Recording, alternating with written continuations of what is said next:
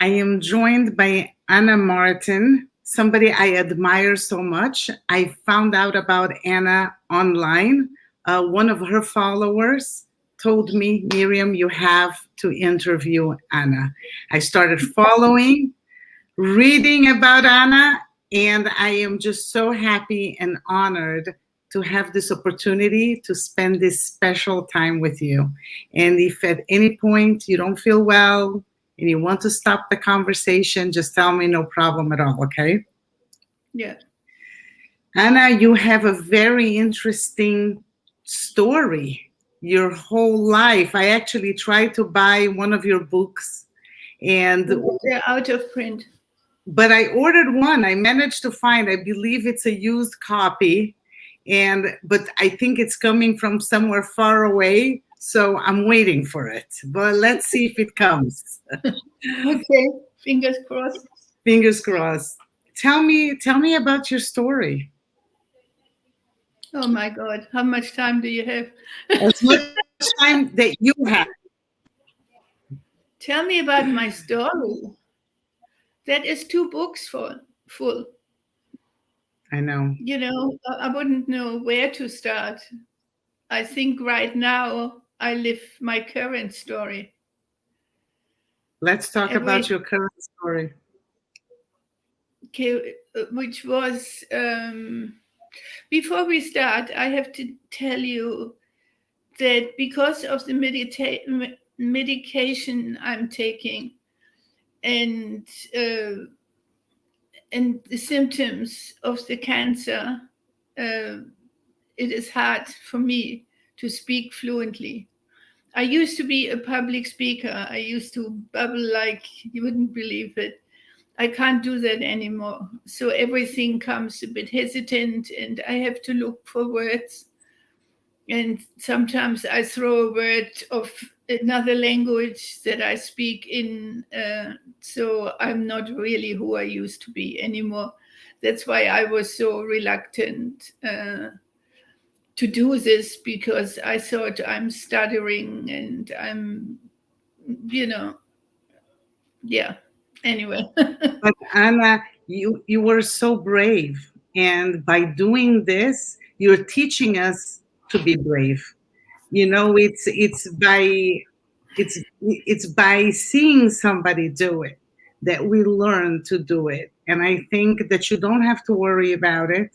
I think that whoever is going to see this will understand. I want to show your previous work when before I share this message. I have seen you on stage, and the also how you influence. Okay. I went to your website and Okay. I saw the videos that are there, and it was very impressive how you connected with people on stage as well.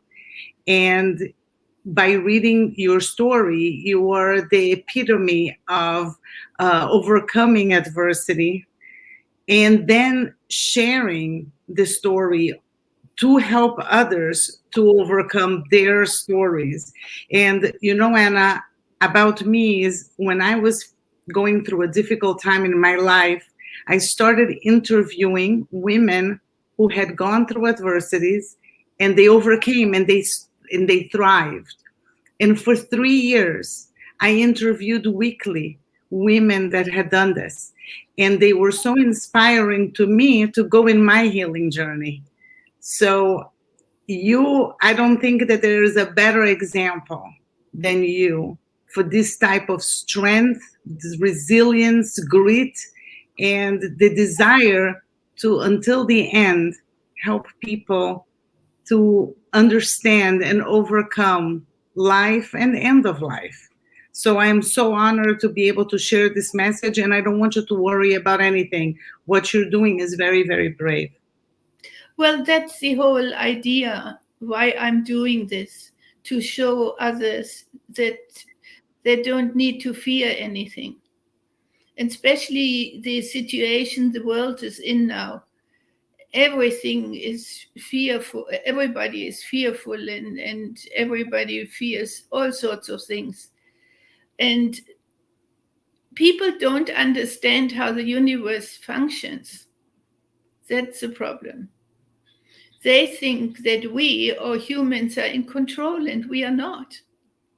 We like to think that, and we should be grateful that we are not, because of so many characters out there who wouldn't know how to handle that So and true. don't now. Um, there is no coincidence in the universe.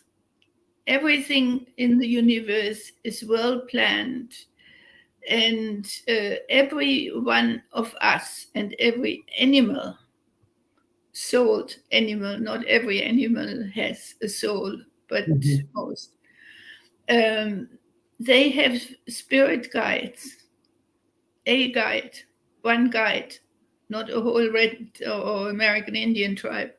Mhm. Um, and they are protected from everything they haven't chosen to experience. They're protecting from everything that is not part of their plan. All of us only experience what we have chosen to experience before we reincarnated into this lifetime. It is so interesting that you're telling me that. I'm freaking out.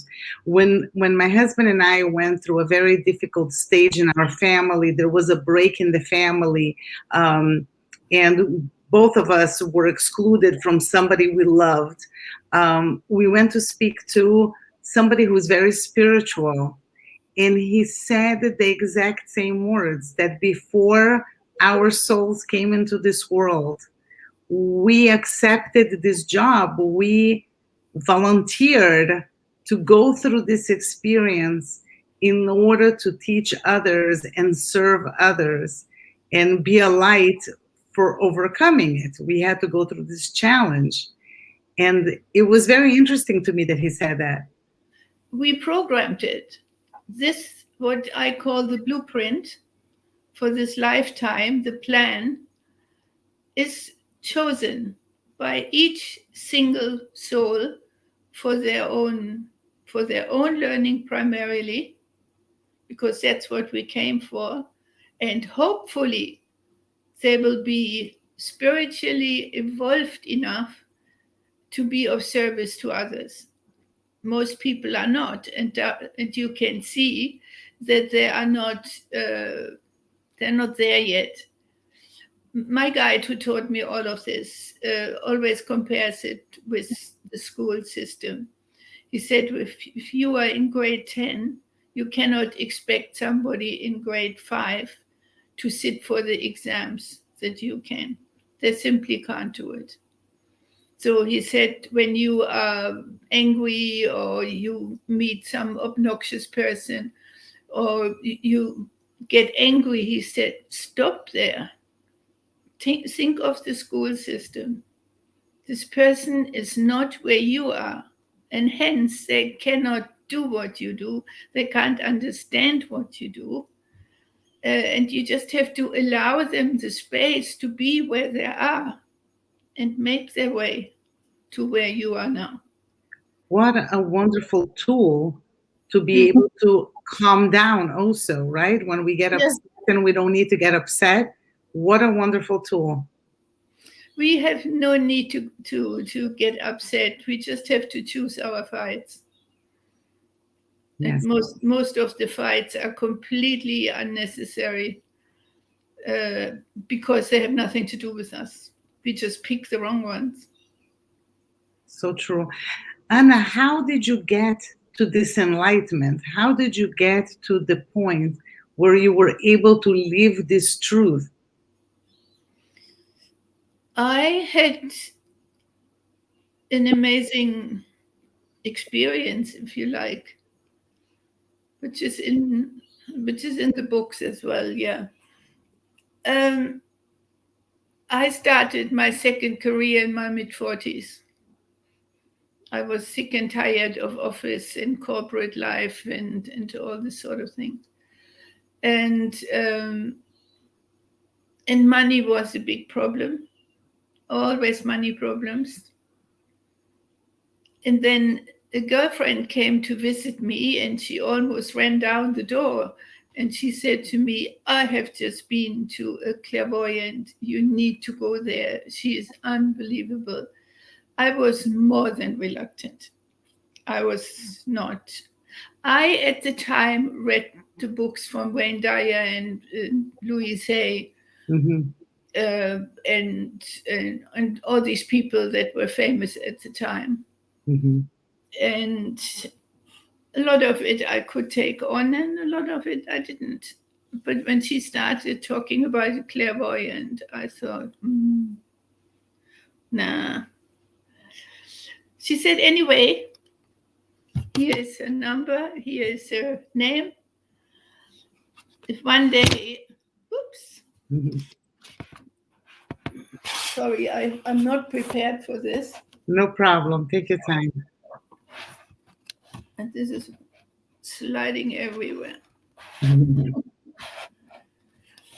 And she said, and if one day you don't know which way to go, just go to her and ask for some advice. Oh, what is that? Now we don't have light. Huh? I don't do It's this good. very often. Well, you're doing great. The light is good. And she said, if just listen to her, just listen.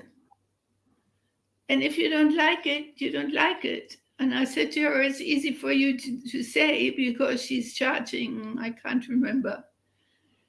And she said, every experience in life is worth the money you pay. So, okay. So, and a few weeks or maybe months later, I can't remember, I had to pay college fees and I didn't have the money and no way to get a job if you are nearly 50 in Australia. I don't know about America, but the older you get, the harder it is Yes. to get employment. So I was looking for something, I don't know what, and I lifted a paper on my desk, and there was the little paper with her name and telephone number. Now I always knew there is no coincidence.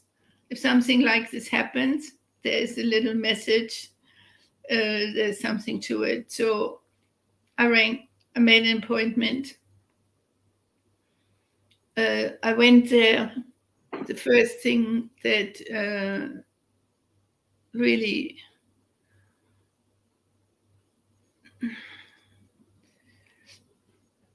I'm having a mental block again. Sorry, but that's Take your not time. nothing I can do about. Supposedly, I've got 3 weeks to live, so you have to make allowances to avoid. Take your time. And anyway, her eyes stood out, and I thought, what amazing eyes this woman has. And said, okay, let's see what she says. So she said, did you come for a card reading or did you come for a spiritual reading? And I said, no. A card reading will do. So she did the card reading for me, and everything she said was spot on. Everything. Everything. Wow. And so she basically told me more of what was than what will be. And she said, I'm not a fortune teller, she says. I'm here to help people, and I will help you too.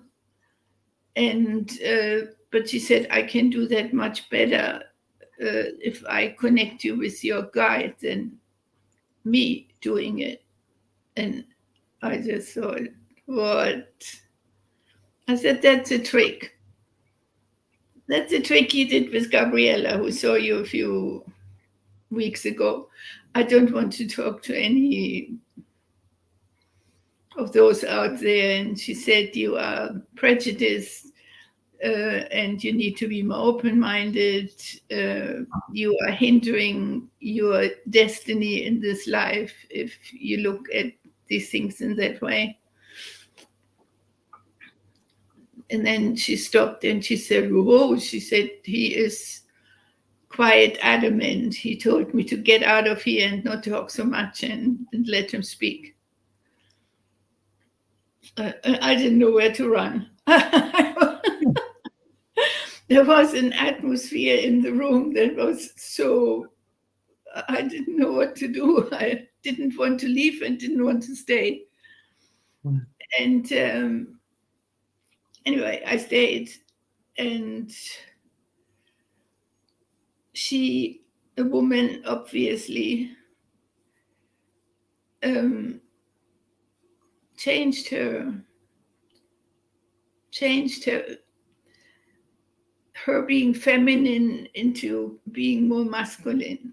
She said differently. She took on a different way of sitting. Her voice dropped more dark, obviously. And then he came through, and can't know exactly, but he said, God bless your child. It is I, Terene, and I apologize for ambushing you this way, but of course I have guided you here. And it is time for you that our conscious connection begins. I just sat there like frozen to the spot and didn't know what to say. And I just sat there, and he said, now and then, do you understand what I'm saying? Yes. Good. You can think later. Just understand what I'm saying. And so he told me there and then, and this lady always had a little recorder, the little cassette recorder. Yes. Running, so everything was on tape. And he said, he told me that I will have a lot of problem and heartache with my children once they grow just a little bit older than they were. Mm-hmm. He said my financial problems will continue, but that is part of the plan. And so it went on and on. And he said, I changed my profession for a reason. I'm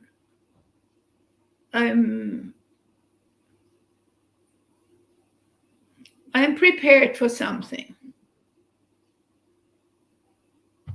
And of course, I thought now we are getting all weird and, who were you in your past life, Cleopatra or something like that? I didn't buy that. Anyway, he talked quite a while. And I remember saying goodbye to this lady and paying. And then I got in my car. And I drove home, which was about 50 kilometers through the city. So not around the corner. And I regained, if you like, consciousness when I pulled into my driveway. I have no recollection of the drive through all the traffic in the city. I can imagine. I don't know. Well, he drove, obviously. But and I was so exhausted. I remember it was early afternoon, and I thought, I need to have a sleep. I can't study now.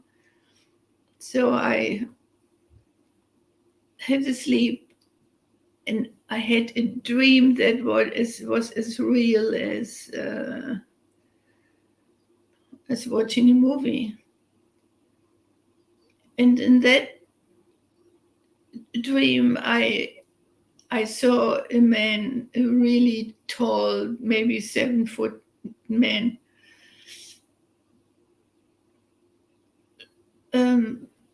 with, he looked a bit wild, and he came on a big horse, a really big horse.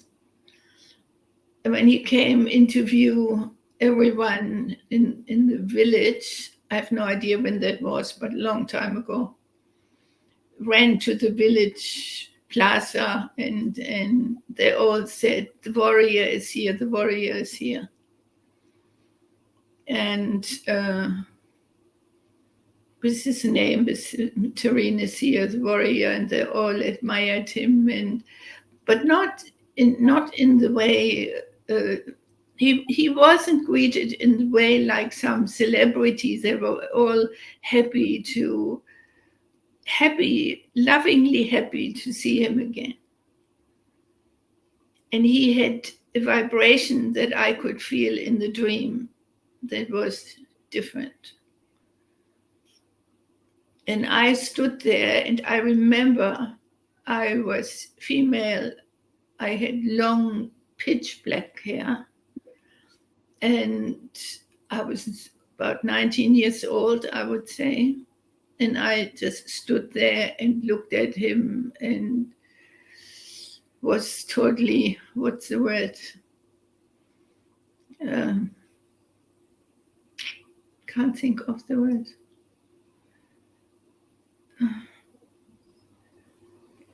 Help me. Captivated? Were you captivated by him? Yes, captivated, mesmerized, anything. I was just speechless the whole lot. And he looked at me, way older than me. He was in his middle-aged 50s or somewhere there. Mm-hmm.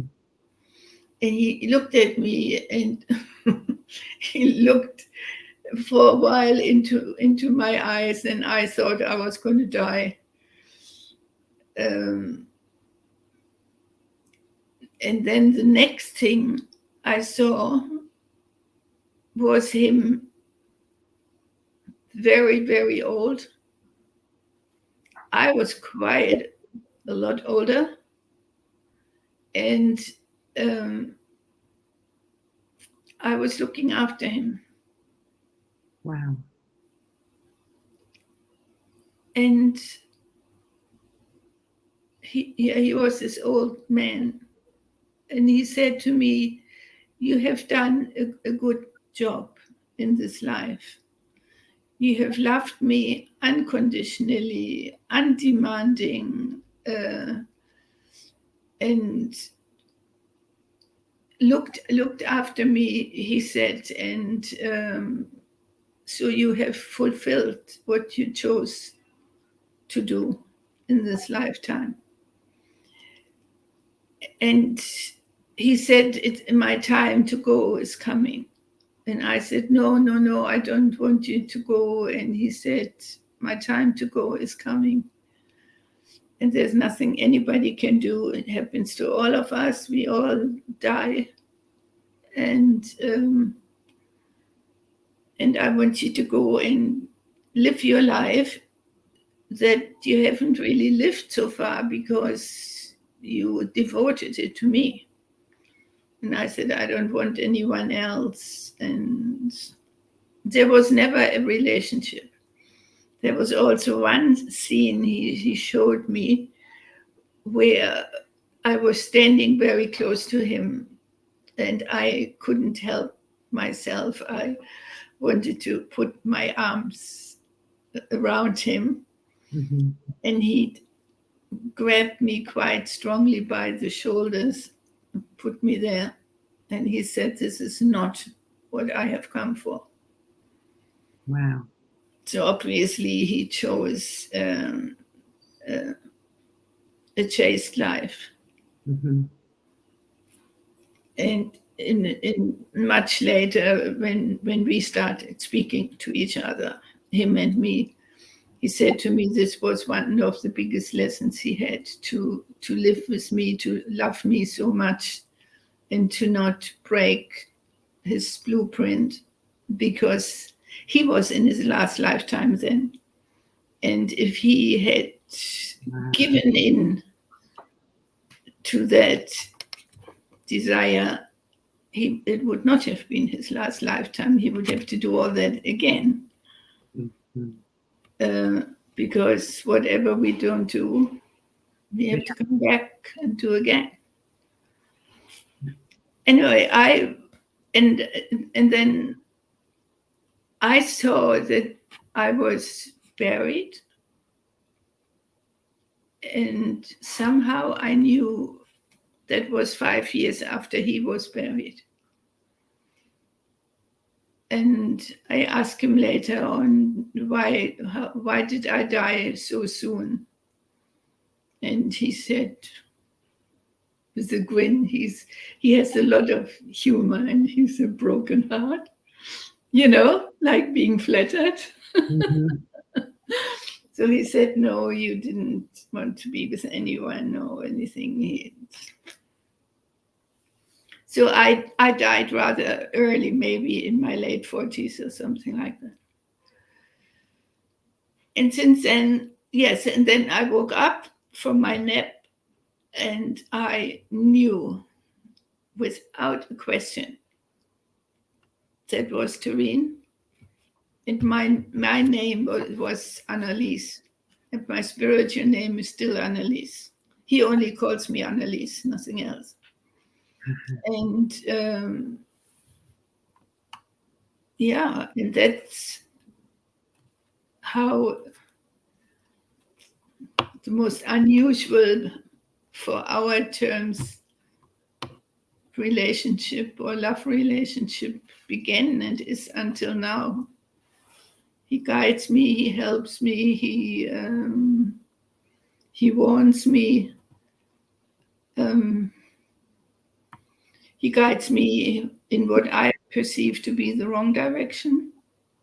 Mm-hmm. But it never is, because there is a lesson involved in that. And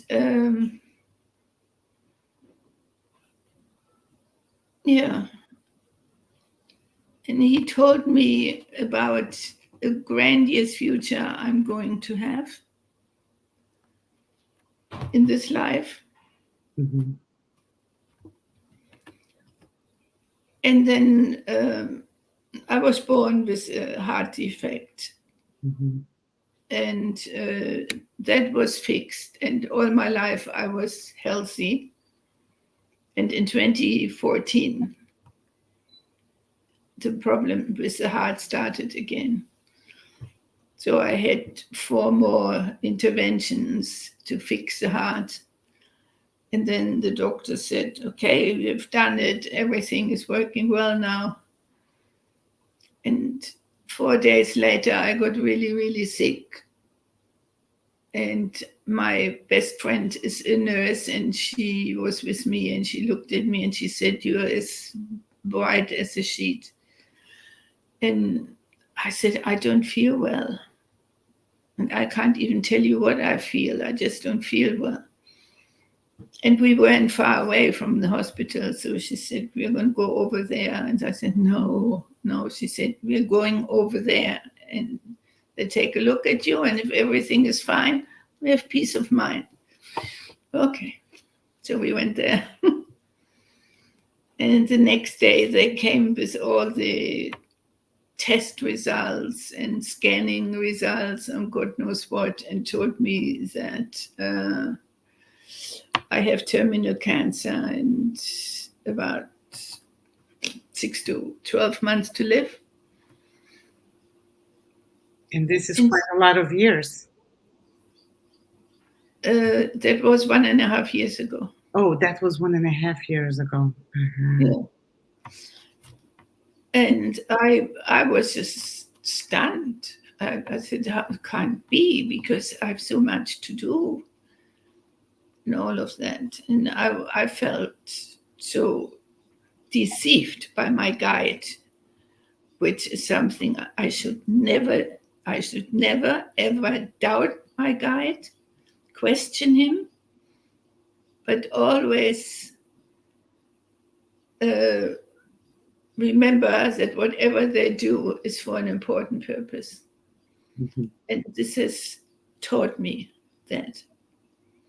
I mean, the 1.5 year is past and I'm still here, although not much longer. But I was so angry, I shut off for a while. I didn't meditate anymore. I was like a little girl throwing tantrums, really. Mhm. Didn't want to hear him, didn't listen, all of that. And then eventually I thought, come on, how old are you? You know? And then we spoke, and he said, for the job I have to do, I had to be prepared. And it would be taking a whole lifetime to do this. Because he said, being a medium, I've never done it publicly or officially. Mhm. He said, being a medium doesn't mean you are a medium. A lot of people who are very psychic and everything, hear all sorts of things out there. And you can never be sure that those are the guides. What proof do they have? Right. How do they know? Because they haven't learned. I learned with this lady, who brought him through for over Mhm. 10 years until she died. She was mature age too. For 10 years, I learned with her becoming a medium and how to do it, and to be sure what wants to talk to me is my guide, the ID, so to speak. It is so interesting that when you went to her, you were so not believing, very skeptical, but really you. Another year after, Yeah. for Wow. another year after, it took a long time for him to get me in line. I'm very strong-willed. Yeah, Yeah, very and interesting. yeah, and then he said you needed to be prepared because you will come back. And now I just had enough. I said, what? We had a pact. I will not come back. This is my last lifetime. You told me I've learned all my lesson, and that I will be rewarded for this hard lifetime by having maybe 10, 20 years of a healthy life with lots of money, and really can enjoy what I couldn't do so far. Mhm. And he said, I never gave you time. I never gave you time. I told you all these things, and they are true. But we don't know times. And that's absolutely true. He never said in 19 so and so or in 20 so and so. There's no time there. He said you develop along, and when you are ready, because it's your pace of development, that I say, now she's ready, she can do it. Then comes a lifetime where you come back as this medium who doesn't err. You say that? Yeah. Yes. Who will only know the correct answer because they're all coming from him. Um, he said everything will be 100% correct. All the misunderstanding will be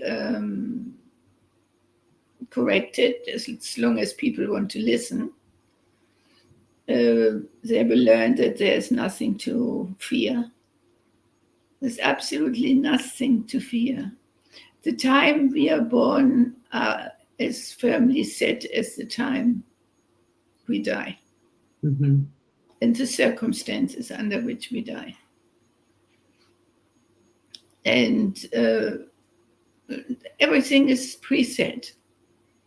So if you, for example, have chosen to die in 2057 or whatever, you will die on that day and not a moment before, no matter what happened to you.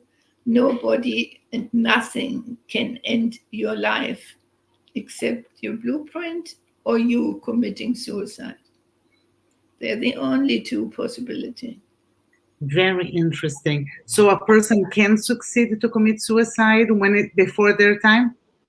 They can terminate their lives? Or was that their predetermined time?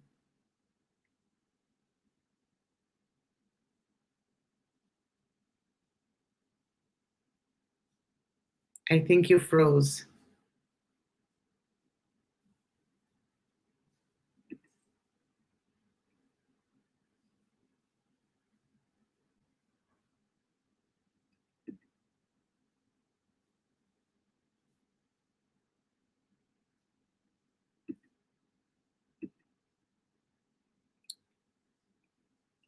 Anna? Okay, here you are. I had lost you for a minute. So my question was, can somebody really terminate their lives before their time? Or when they commit suicide, was it their time to begin with? Never. When somebody terminates their own life, this is considered suicide. It's never, ever, ever in the blueprint. Interesting. If people take drugs and somebody gives them bad quality and they die from that, that is considered an accidental suicide and has not quite the same consequences as if somebody's saying, okay, I'm going to overdose now, I had enough. I see. Yeah. And suicide is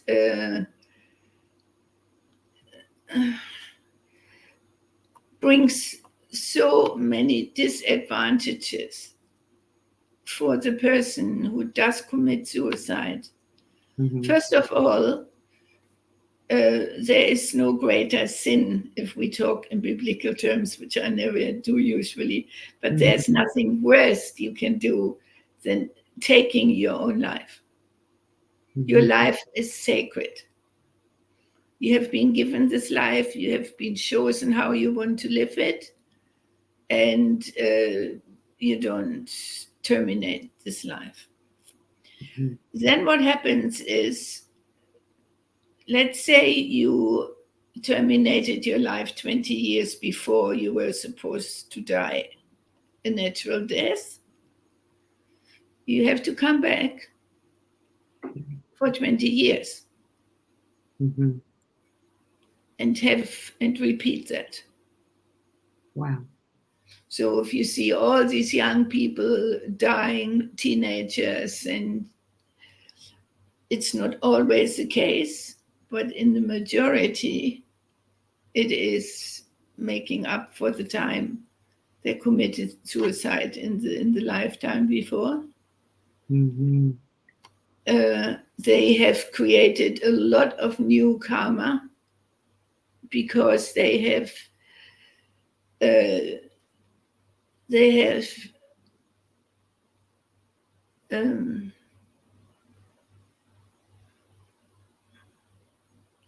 see, it's I'm just looking to the clock. It's an hour and a half.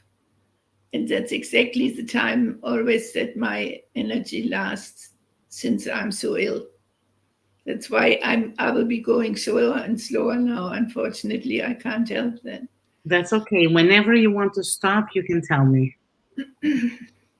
I guess we can continue another day if you want to. Yes, absolutely. I would love to. For as long as I last here, I am in a hospice. You are aware of that. Yeah, And I'm being cared for because I can't do this I myself understand anymore. Um, what was I saying? that when they end their lives early, then they have to come Yes. back. Yes, there's a lot of karma because they have denied all the people in their future the lessons and experiences that they have chosen to have together with that person. I see. Oh, wow. When they come back with the same guide. Not necessarily. Interesting. I have never asked that, but not necessarily. They're all the same up there anyway. Interesting. Yeah. But they have to give those people whom they denied their experiences and everything and their lessons, they have to give them the opportunity, whether with the same guide or not. I would believe that makes no difference because the level of evolution of the guides is all the same, from the same level up. Mhm. And that's when I said before, there are a lot of mediums out there who bring through a lot of uh, guides, so Mhm. called. Or people say, oh, I know that my granny is my guide. Impossible. Impossible. Granny is far away from having the evolutionary development and level to guide a human being through a lifetime. She might have to come back and do herself another 25 lifetimes. Makes You know total what I sense. mean? Yes, it makes total sense. You Yeah. know, and I want to share with you that I did a hypnotherapy session, and I was so afraid to do it because I like to be in control. I never drank, I never took drugs because I always was afraid to lose control of myself, of how I talk, of how I act. So I was very careful. But I trusted this person, and she did a hypnotherapy session. It was 3 hours long. And she was going back and back and back. And then she asked me, can I go back to the womb? Do you mind if we go back when you were in your mother's womb? And I said, yes, let's go there. And then she said, who do you see? And I saw a man, and he didn't speak, but his eyes were so kind. And I remember the love, the smile from the eyes of this person. He had a long beard. And she said, can we go before the womb? And I said, yes. And she asked me to tell her where I was. Where was this man? And I said, he's next to me and he's taking me to see all kinds of things. And we're walking on air. We're not touching the floor. I'm barefoot. And it is obvious that people can't see us, but he's showing me things through the ages. And I remember certain things that I saw, certain things that hurt me. I saw people fighting, and as an empath, I felt pain that people were fighting and cheating each other. And we kept going. And I said to her, now I'm in a field, and it's a beautiful field, and it was a very similar field to the first field when she took me, when she hypnotized me, and I had seen the first field. So the second field was very similar, and I remember what I was wearing. I was wearing a very flowy dress with flowers. And she said, what do you see now? And I said, I see lots of horses. And I wanted to share this story with you because there were a few things that were similar. in our experiences. So there were a lot of horses coming back towards me. And she said, "Are you afraid?" And I'm like, "No, I'm not afraid." But they were coming. And as they're getting closer, she said, "What do you see?" And I said, "They are wearing those armors, those metal armors." And she said, "And you're not afraid?" I said, "I'm not afraid." And she said, "How many?" I said, "It's a lot of people coming towards me and this man." And then the horses stopped right in front of me, and the people came out of their horses, and their armor shedded, it just fell off. They weren't men, they were all women, all their hair, long hair. And when the armors shed, they all looked broken with light coming out. Very similar to the Japanese art of kintsugi, which is something that today I work with. I can show you my clothing that I'm wearing. It has the gold lines. Mm-hmm. They looked like that, but really broken with light coming out.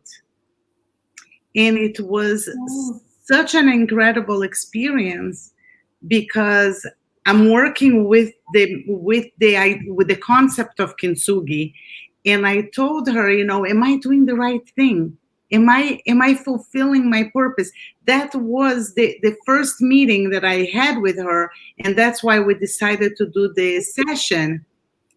And then we did the whole thing, and she brought me back, and I woke up, and I felt from this state of being hypnotized that I was doing the right thing, because why else would I see these women who were broken with the light coming out?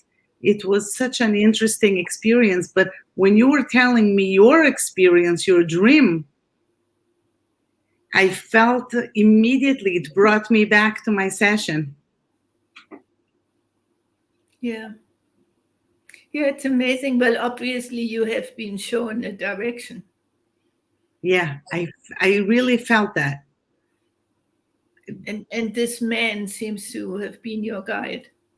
He never said one word. It was all through showing, and it was all with a very kind, warm, loving smile, but no words. I've never, if he spoke with words, I never heard them. Did you see light around him? Was he somehow He, lighter than other things? he was, I didn't see a halo. I didn't see a No, physical, no, forget halos. yeah, I That's didn't, church stuff. yes, I felt that, you know what, I felt that he was illuminated by kindness. It was the warmth that I saw. It was a palpable goodness. That's Oh, how I. yeah, yeah, that would be him. Wow. Yeah. I have seen my guide only once in the dream, Mm-hmm. because he wanted to show me our first light together and our names, and that we will in, interact with those names from now on, Mm-hmm. because humans need a name up there. They don't have names, Mm-hmm. or only, well, they don't need names because they operate telepathically. And uh, anyway, that's not so important. How I lost it again. So they don't. So he didn't. You didn't see his picture. He's the only time that you saw him. Yes, the only time that I saw his looks, which were the looks of that lifetime, Mm-hmm. was that time. From then on, I have only ever seen him as a figure of light, of white light, brilliant, blinding white light. And Wow. he said, if I want to speak with you or communicate with you, the nobody else but me can show you this light. So whoever else might knock on your door and for a chat or whatever, he said, brilliant white light. When you meditate, you put yourself in white light for protection. And if there's no light, no. If you ask me a question and you close your eyes and there is no blinding white light, the question is wrong, or it's not me answering. Wow. So he said the white light is your ID card for all of this. And it took me 10 years to learn that. Wow. Because you have to, I had to learn to higher or increase my vibrations. And he had to learn, or I don't know, maybe to bring his down. Because he said, if I would enter your body just like that, you would combust on the spot. Wow. So we both had to learn to, I can't see my hands, it's funny. Yeah. We both had to learn to close the gap. To equalize. Yeah. Something like that. Yeah. So he has taught you not to fear? That came by itself. The moment I understood what he taught me, really understood, the moment, you can't see me again, can you? It's from, oh, here I can see you now. Yeah. I have to develop something. Not to worry. What can I do? Is it standing? No, I've got a MacBook, a small MacBook. That's all I need now, and it's sitting on a small table and sliding all over the place. All this lamps. I have no more lamps here. Don't worry, I can see you well. Okay, so what was I saying? About the fear that I asked you. Yeah. I once I begin to understand everything he told me, and I developed this love for him, which is a love that is incomparable to any love I have ever felt here on earth. I didn't have a father. I did never have good relationships with men, be it husbands, whatever. And he became my father at first. That's given, considering his age and how he introduced himself. He became my confidant. He became my best friend. He became my everything. So whatever he said for me was beyond doubt, beyond question. And not once did he say something that didn't come true or whatever, until now, where I said to him, now the doctor comes and tells me I have terminal cancer. I said, in a way, I like it, because I will be with you shortly. And I will be with my little dog again, which I miss terribly. Yes. And, but he said, I said, what about the rest? And he said to me, he calls me my dear child always. He said, my dear child, he says, you needed until now to learn all lessons.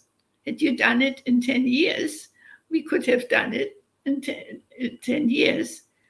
but you had a blueprint. You needed to fulfill your blueprint. You needed to you had a little bit of karma, he said, that you needed to clear. uh, you chose experiences you wanted to have, which you did and needed to. So for you to be ready, it took a lifetime. And he said, and you chose the amount of things to learn Wow. were designed for 2 lifetimes. And you chose 2 lifetimes. You were advised. There is something like a spiritual council that is even higher, not to do it, because some souls do and then they commit suicide because it's more than they can handle in human form. But I can do it, I can do it. So he said, you have free will. We have no power to say, no, you are not going to do it. You still have free will, always. So he said, um, I want to do everything that's left. I want to have a clean slate. And he said, and I can tell you now, and you should be very, very proud that you have. And that was in February last year, the 2nd of February last year. Wow. He said to me, you should be very proud, because today I can tell you that you have completed 99% of all your lessons. Wow. And I said, yeah, okay, that's good, 99%. But what about the 1%? And he said, you still have to do the 1%. But he said, I have no doubt that you will. So I said, so how much longer have I got here? And he said, I can't tell you when you're going to die. What question is that? I can't tell you that. So I said, you know me better than anybody else. And he said, yes. And from your experience with me, he is my guide the second time. Normally, we have a different lifetime a different guide in every lifetime. Mm-hmm. But that's a whole other story. He is mine the second time. So, so I said, so you know me so well, and I have 1% of lessons learned to live. Considering on your experiences with me, how long does it take? I was clever. I thought I'm going to get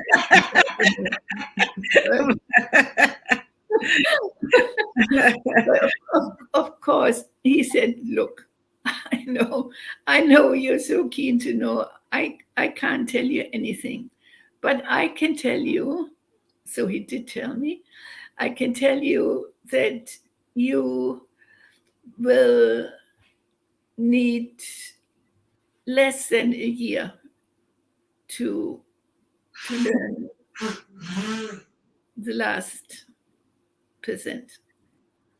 Mm-hmm. So when is that? Between now and February, or the beginning of February.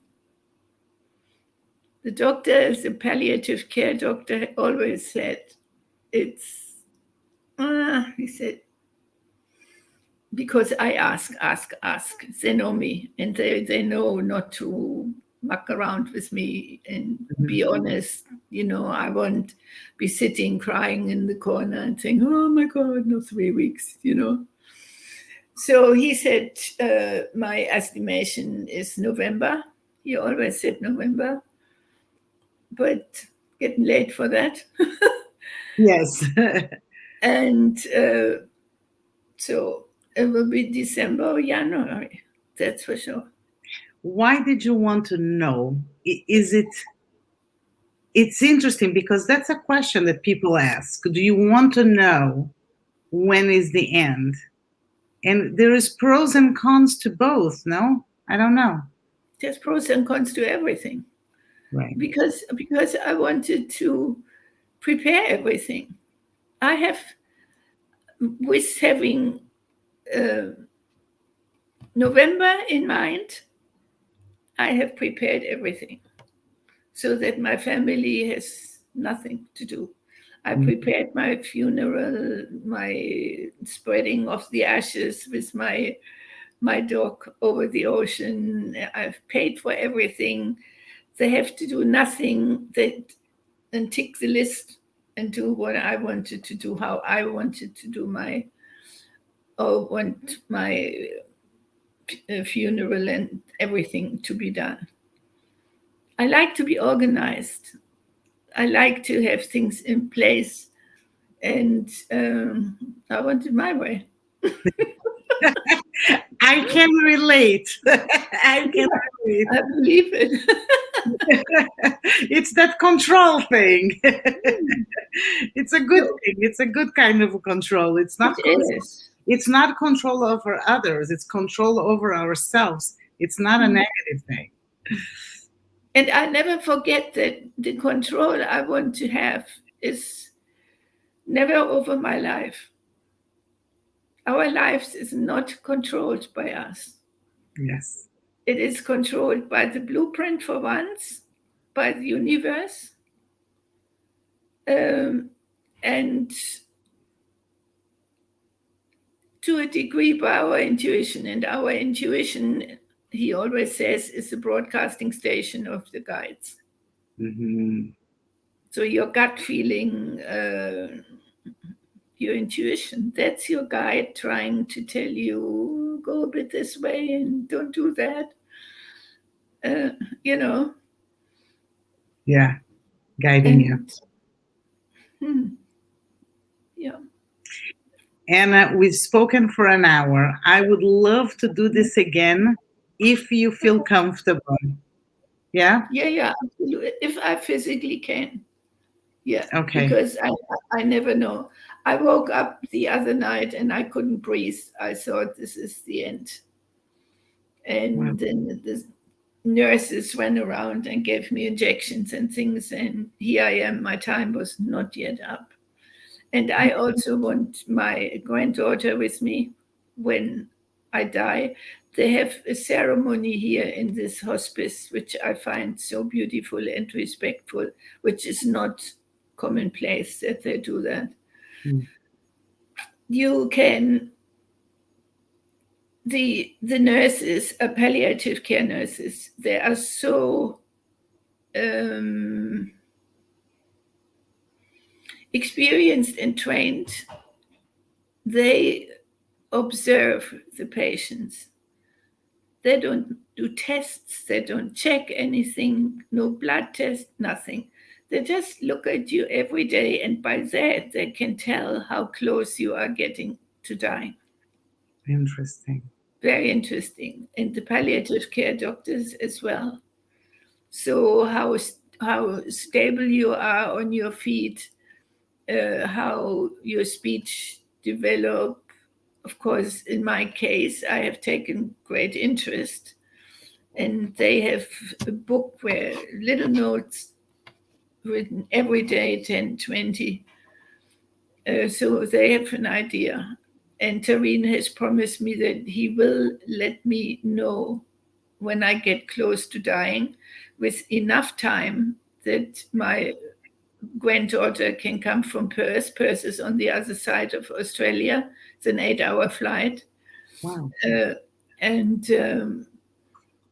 and the friends I want to have, he said, you will can have a little time with them, and then I will tell you it's time, and you can say goodbye and hug and whatever you want to do.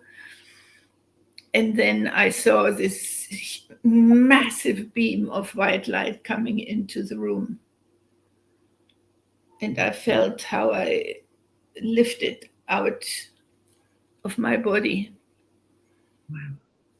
And then a moment was this kind of tunnel thing, which I didn't even recognize, but I think it was. And then he was there, the big white figure, nothing else. definitely male by the size itself. Mhm. And on his left arm, he had my little dog, and I saw her fluffy tail wagging under his arm.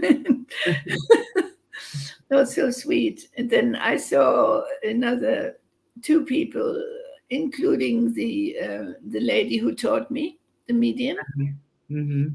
She was waiting there for me too, and my grandmother. And that was such a nice surprise for me because she was my favorite in all my family.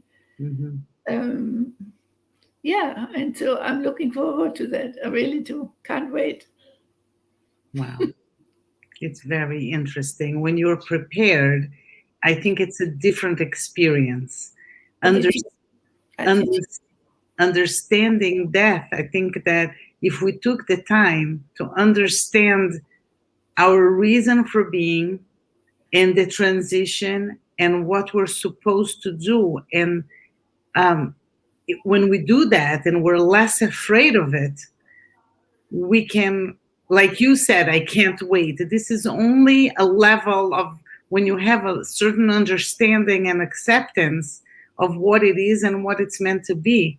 And I think that because we don't talk about that, it's this scary bad thing, and we shouldn't feel this way.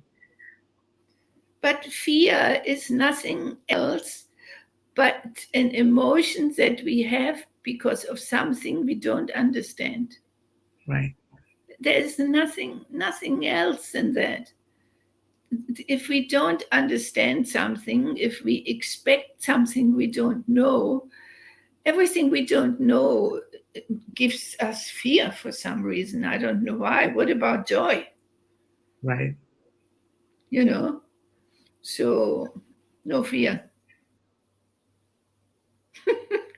It's amazing. So inspiring, really so inspiring. And you're giving a gift to people who are Mm. going to witness this and have this conversation with you, understanding that you're so close in a way to the end, but in a way to a new beginning. Absolutely. And I'm so excited. Get there. I know I will go through a phase of healing Hmm. because this life was a tough one. There's really not an hour I would want to repeat. So either will be healing, then there has to be a review of the lifetime I have just completed with my guide. Hmm. I know already that he will be my guide in the next lifetime too. I Hmm. wouldn't have accepted anything else. Hmm. And yeah, and I don't know how long I have to hang around up there or come back and do my work. But then it will be the last time. Then I had enough of planet Earth here. Wow. Yeah. And I'm going to wait for your text, and hopefully we'll rejoin again and talk more about this, because this is really fascinating and enlightening. And I'm if sorry it was about all the back and forth this oh, time, but don't don't worry. my I body does that. I can't. I can't. If I can't talk, there's no point in trying to talk. absolutely, And and I feel privileged to have this special time with you. I really do. I'm grateful that I have been able to talk for an hour with too many hiccups. So No, you spoke beautifully. You were clear. You look beautiful. I, oh, you thank really, you. you really do. Just as well, we can never see it ourselves, can we? No, we're tough on ourselves, but you know Yeah. what? We also we see more other people than we see ourselves. I don't know. I'm never in front of the mirror. So the people that I No, see, the people, my family members, I see their faces much more than I see mine. Sometimes I look at myself and I'm like, oh, that's what I look like. But we judge this whole time that we're not seeing each other, ourselves. I mean, we're judging what we should, what we think we look like or should look like. But when we see other people, we see just for what they are and the light that emanates from Yeah. them. And I definitely see that in you. My 23-year-old granddaughter, she is an absolute beauty. Mhm. Without makeup, without anything, she is just stunning. Mhm. When I say this to her, and my daughter is very, very attractive too, but she's a bit more into makeup. I like the natural beauty of my Mhm. granddaughter. And when I say to her how beautiful is just like that, she looks at me and she says, Omi, Omi is granny in German. Uh-huh. She says, Omi, when will you understand that we all have your genes? Yes, your gift to them. Yeah, so okay, I accept whatever it is. It's probably good this way, otherwise the ego would come into play, and I don't want that. That's right. Yes. Anna, have a restful day. Go rest. To I, bed. Yeah. and we'll talk next time. Okay, we will. Thank you. Sending you my love. Same to you. Bye. Bye. What do I do now?